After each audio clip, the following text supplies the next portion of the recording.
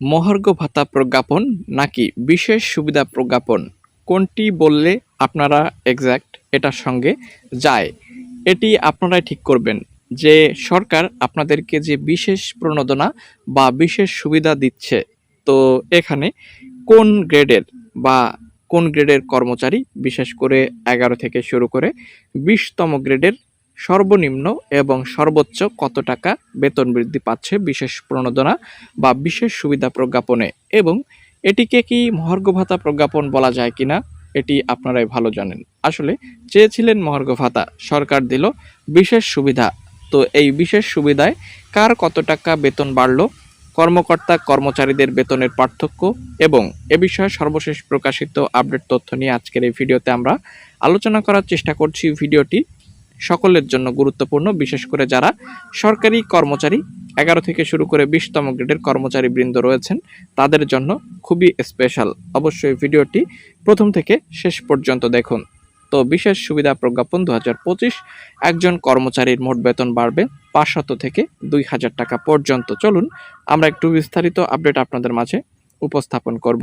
সর্বনিম্ন বেতন বৃদ্ধি 1500 মাইনাস 1500 টাকা মোট বাড়বে। তো এই হিসাবটি আমরা আপনাদেরকে দেখানোর চেষ্টা করছি।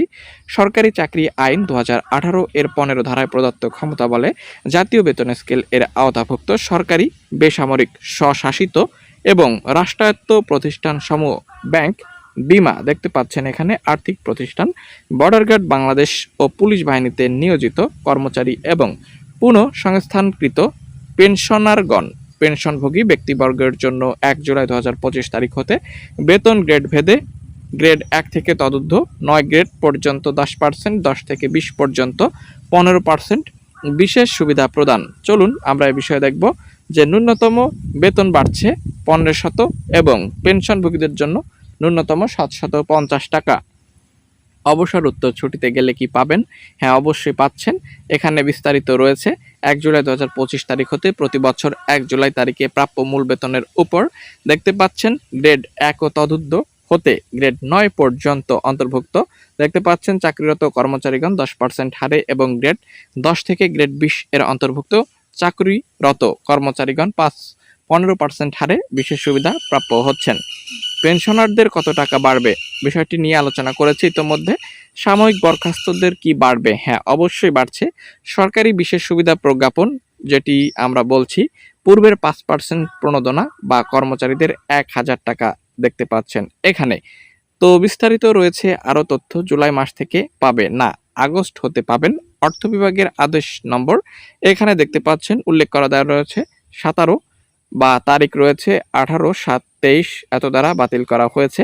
জনস্বার্থে এই প্রজ্ঞাপন বাতিল করা হলো এবং 1 জুলাই 2025 তারিখ হতে এটি কার্যকর হবে। দেখতে পাচ্ছেন পূর্বে আদেশ বাতিল করার জন্য কর্মচারীদের 1000 টাকা 15% ধরে সেখান থেকে বাদ যাবে। সরকারি কর্মকর্তা কর্মচারীদের বিশেষ সুবিধা চাকরিরতদের জন্য 1500, পেনশনভোগীদের জন্য 750, নিট পেনশন 17,003 বা 17,388 টাকার ঊর্ধ্বে প্রাপ্তির ক্ষেত্রে 10%, তদনিম্নদের জন্য 15%। দেখতে পাচ্ছেন এখানে বিস্তারিত রয়েছে। তো এখানে যে প্রজ্ঞাপনটি দিয়েছিল অর্থ বিভাগ থেকে সেটি কিন্তু এখানে রয়েছে, আপনারা অবশ্যই সেটি দেখে নিতে পারবেন, চেক আউট করবেন। তবে সরকারি কর্মচারীদের বিশেষ সুবিধা 2025 একজন কর্মচারীর কত টাকা বেতন বাড়ছে চলুন আমরা একটি হাতে কলমে দেখানোর চেষ্টা করি আপনাদেরকে। তো এখানে 1 জুলাই 2025 তারিখে ধরুন মূল বেতন 17,520 টাকা। তো এখানে 11 থেকে 20 গ্রেডের জন্য 15% হারে বিশেষ সুবিধা আসে 2628 টাকা। পূর্বের প্রাপ্য 1000 টাকা বাদে অবশিষ্ট 1628। মোট বিশেষ সুবিধা বৃদ্ধি 1628, 10% টিকলো কি? চলুন আপনারা কিন্তু নিজেরা এটি দেখে নিতে পারছেন, ঠিক আছে। এবং এখানে আমরা আরও দেখব কর্মকর্তাদের কত বৃদ্ধি পেল, 3560 টাকা সর্বমোট।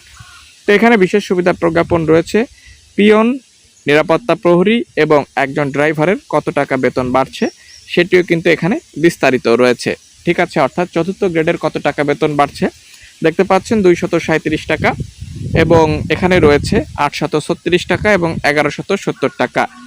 তো এই ছিল মূলত সর্বশেষ পাওয়া তথ্য। তো পরবর্তীতে যে কোনো গুরুত্বপূর্ণ আপডেট পেতে সাবস্ক্রাইব করুন।